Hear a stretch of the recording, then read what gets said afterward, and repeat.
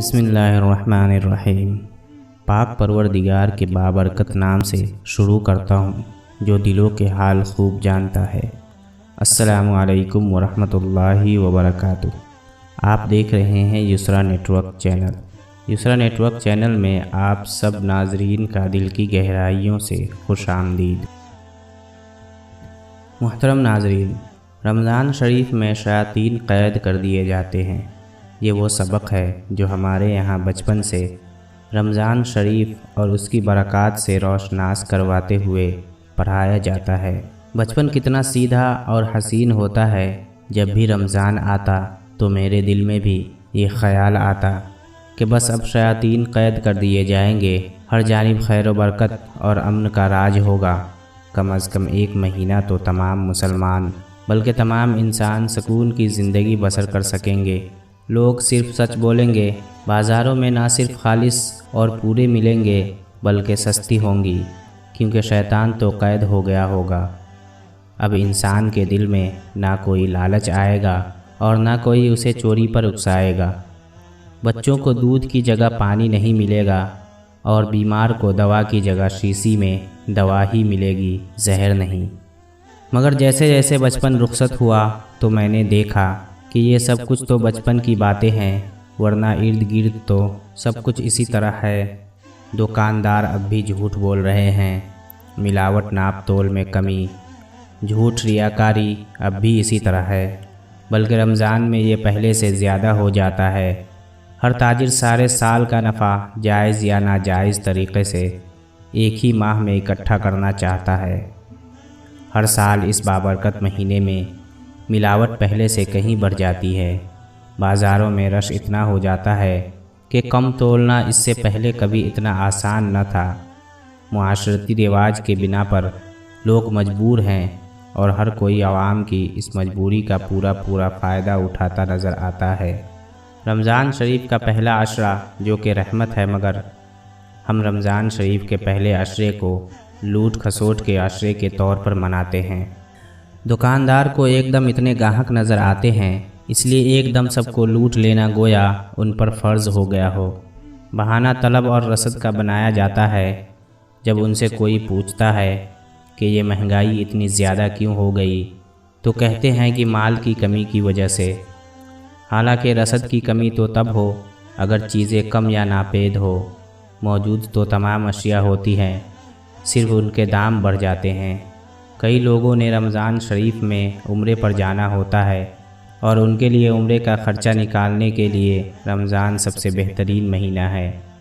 दूसरा अशरा जो कि मग़फ़िरत है, मगर दूसरा अशरा हमारे लिए चल चलाव का अशरा होता है कि बस जो जैसे चल रहा है वैसे चलने दो। सभी ऐसे हैं तो हम क्या कर सकते हैं। ज़माने के साथ चलना मजबूरी है। हालांकि मेरे दोस्तों, अल्लाह ताला ने हमसे ज़माने का नहीं बल्कि हमारा हिसाब मांगना है। तीसरा अशरा जो कि दोज़ख से निजात का है, लेकिन तीसरा अशरा हमारे लिए ईद का अशरा होता है। सब लोगों के बच्चे होते हैं, अज़ीज़ रिश्तेदार भी होते हैं और ख़ानदान में मिलना मिलाना भी होता है। ईद के ख़र्चे सर पर होते हैं, इसलिए नाजायज़ मुनाफाखोरी और बेईमानी को 2 गुना 3 गुना कर दिया जाता है। जिनको हम कुफ़ार कहते हैं, उनका कोई मजहबी त्यौहार आ जाए तो वहाँ हर चीज़ सस्ती हो जाती है। और हमारा रहमतों और बरकतों का महीना जब आता है तो लगता है कि हमारी ज़िंदगी का एक ही मकसद है कि जितनी हो सके रहमत समेट लो। कुफ़ार के ममालिक में ये रिवायात भी चल रहे हैं कि वहाँ के गैर मुस्लिम दुकानदार भी रमज़ान के महीने में मुसलमान ग्राहकों के लिए चीज़ें सस्ती कर देते हैं। खुदा जाने कि असल रहमत व कुफ़ार समेट रहे हैं या फिर हम लालची मुसलमान। आसपास नज़र दौड़ाएं तो शयातीन क़ैद कर दिए जाने के बावजूद लोग अब भी ज़रा सी बात पर लड़ने मरने पर पहले से ज़्यादा तैयार नज़र आते हैं। इफ्तार में देर हो जाने के डर से सड़कों पर एक दूसरे का रास्ता, एक दूसरे का हक मारते, गालम गलौज करते रोज़ेदार हर चौक पर वाफर तादाद में मिलते हैं। हमारी अक्सरियत सिर्फ पेट का रोज़ा रखती है, बाकी हमारी नज़र हाथ, ज़ुबान और सोच समेत किसी चीज़ का रोज़ा नहीं होता। شیاطین بیچارہ تو قید میں بیٹھے سوچ رہے ہیں کہ ہم تو ایسے ہی بدنام ہیں، ہم جب سے قید ہوئے ہیں جس نے بھی ہمارا کام سنبھالا ہے اس نے اس کو خوب ترقی دی ہے۔ اللہ نے جس شیطان کو مہلت دی تھی وہ شیطان تو اس نے قید کر دیا ہے، اور اب اللہ تعالیٰ یہ دیکھ رہا ہے کہ انسان اپنے نفس اور اپنے اندر کے شیطان کے ساتھ کیا سلوک کرتا ہے۔ بدقسمتی سے ذرا سا موقع ملتے ہی ہم میں سے غالب اکثریت اپنے اندر کے شیطان کو شاباش دے کر کہتی ہے کہ یہ ایک ایسا مہینہ ہے، اپنی کارکردگی سے اصل شیطان کو شرمندہ کر دو۔ محترم عزیزو، جسمانی طور پر بھوکا پیاسا رہنا بے شک روزے کے شرائط میں سے ہے، مگر اصل روزہ دار صرف وہ ہے جو اپنے اندر کے شیطان اور نفس کو بھوکا پیاسا رکھ کر مار دے، یا کم از کم اتنا کمزور کر دے کہ اس کا نفس اور شیطان اگلے 11 ماہ تک سر نہ اٹھا سکے۔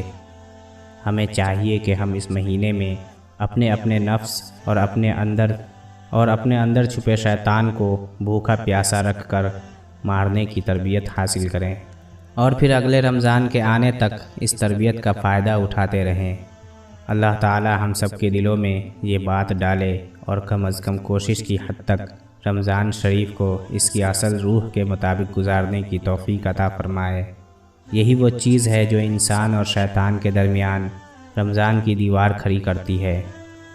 محترم ناظرین، اس ویڈیو کو اپنے دوستوں کے ساتھ ضرور شیئر کیجیے، اور مزید ویڈیو کے لیے ہمارے چینل کو ضرور سبسکرائب کریں۔ مجھے دیجیے اجازت، اس امید کے ساتھ کہ زندگی رہی تو ایک اور ویڈیو کے ساتھ آپ کی خدمت میں حاضر ہوں گا۔ اللہ حافظ۔